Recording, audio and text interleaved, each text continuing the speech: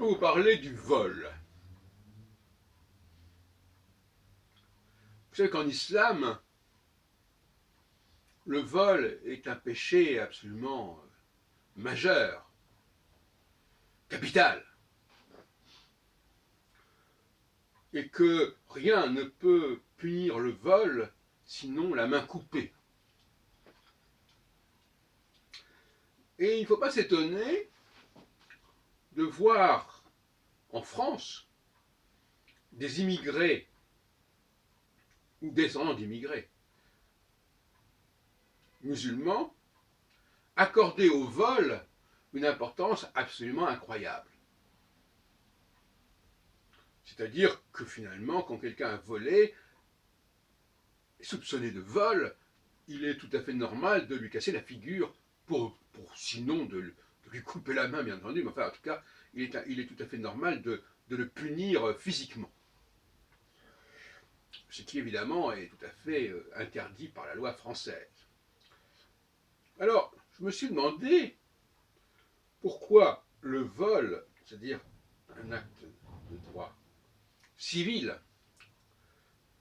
enfin, en tout cas, quelque chose qui ne relève pas, à proprement parler, ce n'est pas lié à des attaques physiques. Et en France, les attaques physiques sont beaucoup plus lourdement punies que le vol. Or là, il y a une sorte de renversement. Le vol est pire que l'attaque physique.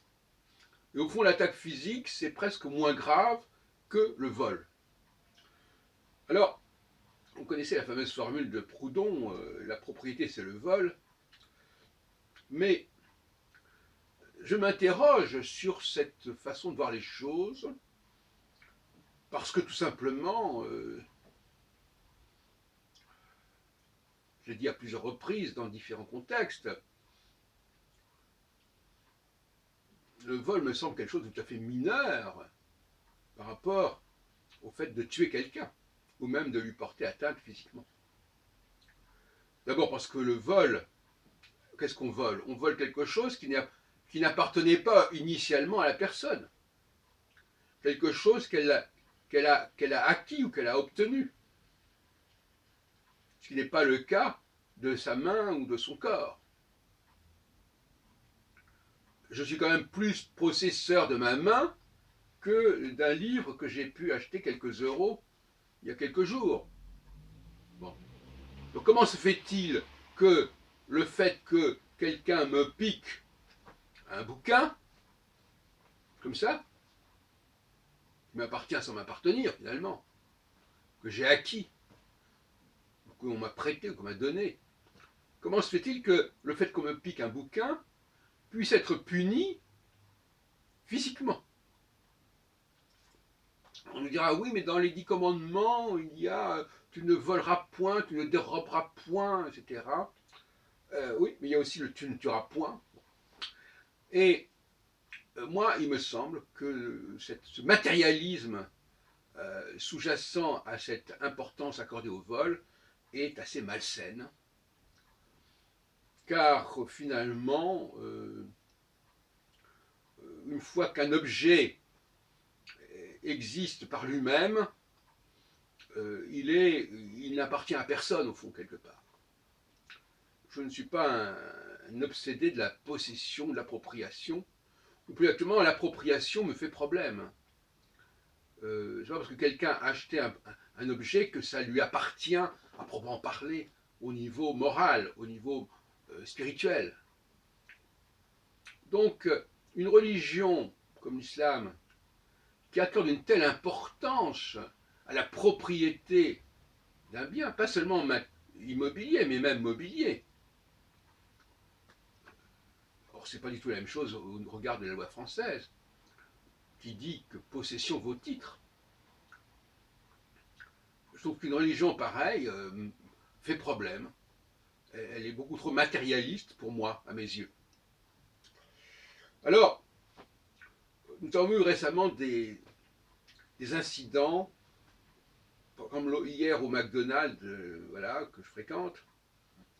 Un Africain avait voulu charger son téléphone portable à une des rares prises qui existent dans cet ensemble, et il avait oublié le chargeur sur la prise. Et après, il revient, il voit que ce chargeur n'existe plus. Il n'est plus là. Et alors, il dit, mais qu'est-ce qui s'est passé avec ce chargeur? Il interroge les gens qui sont là. On lui dit, ah ben oui, il y a quelqu'un qui l'a pris. Bon. Un chargeur qui vaut, je sais pas, 5-6 euros. C'est pas le téléphone. Et visiblement, cet appareil était abandonné. Il était abandonné. Il n'y avait personne autour du chargeur.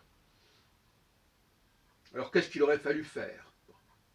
Cela dit, imaginons que ce monsieur retrouve la personne qui a pris le chargeur. On lui dit, ah ben oui, c'est un tel qui a pris le chargeur. Eh bien, il était capable de lui casser la figure. Non seulement de récupérer le chargeur, mais de lui casser la figure. Parce que c'était un vol. Alors là, dans ce cas-là, le vol, alors là, c'est extraordinaire, parce qu'il a... Quel vol il y a eu? Il ne pouvait pas... En tout cas, il ne l'a pas volé à ce monsieur, puisque ce monsieur n'était pas présent. Donc on peut dire, on m'a volé. Ce monsieur avait laissé, par inadvertance, son chargeur sans surveillance. Il n'avait pas demandé aux autres de le surveiller. Et, du contraire, le McDo n'est pas responsable de gens qui laissent des appareils sans surveillance, c'est bien connu. Mais lui, il était disposé à passer à la violence du moment qu'on lui avait volé son chargeur, son petit malheureux chargeur de quelques euros. Voilà où peut mener l'islam, que je veux dire. Bon, je ne vais pas demander s'il était musulman, mais c'était probable que cet surinvestissement de la propriété, au point que du moment que moi on m'a volé quelque chose, mais les gens qui m'ont volé ne savaient pas que c'était à moi, ça n'a pas d'importance, c'était à moi et je dois réagir contre cela, c'est une atteinte qui a été faite à moi. Bon. Si encore le type lui avait volé directement sous son nez un appareil, ou du moins quelque chose qui était à côté de lui, mais non, c'était complètement dans un coin comme ça, un coin isolé, il n'y avait personne, et ça justifiait s'il était tombé sur la personne qui avait pris cette chose-là, ça justifiait de passer aux actes physiques, avec les conséquences d'ailleurs au niveau de la police. Contrairement à ce qu'il croyait, il n'aurait pas été... il ne serait pas passé à travers. Bon, donc, voilà la question que je me pose, n'est-ce pas? Comment accorder plus d'importance à ce qu'on acquiert qu'à ce qu'on est? C'est le problème de l'être et de l'avoir.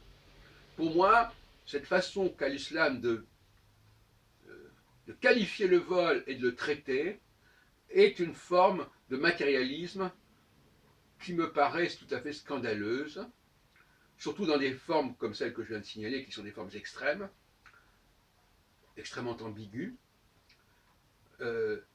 Tout au plus, un Français aurait dit, bon ben voilà, vous avez pris ça, vous ne saviez pas à qui c'était, ben je vous demande de me le rendre. Bon.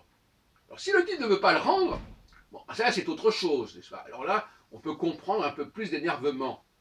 Mais s'il me dit, écoutez, voilà, bon, je l'ai pris comme ça, je pensais que c'était à personne, voilà.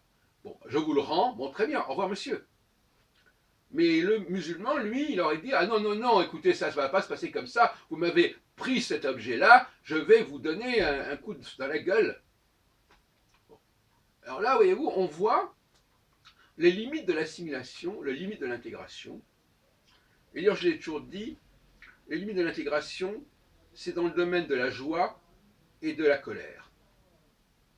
Quelqu'un peut avoir l'air d'être intégré jusqu'au moment où, soit il y a un moment de grande euphorie, où là il va manifester son euphorie de manière qui sera qualifiée d'indécente par les Français, les vrais Français, les Français de souche, ou bien par des manifestations de colère, de violence, qui seront également considérées comme indécentes.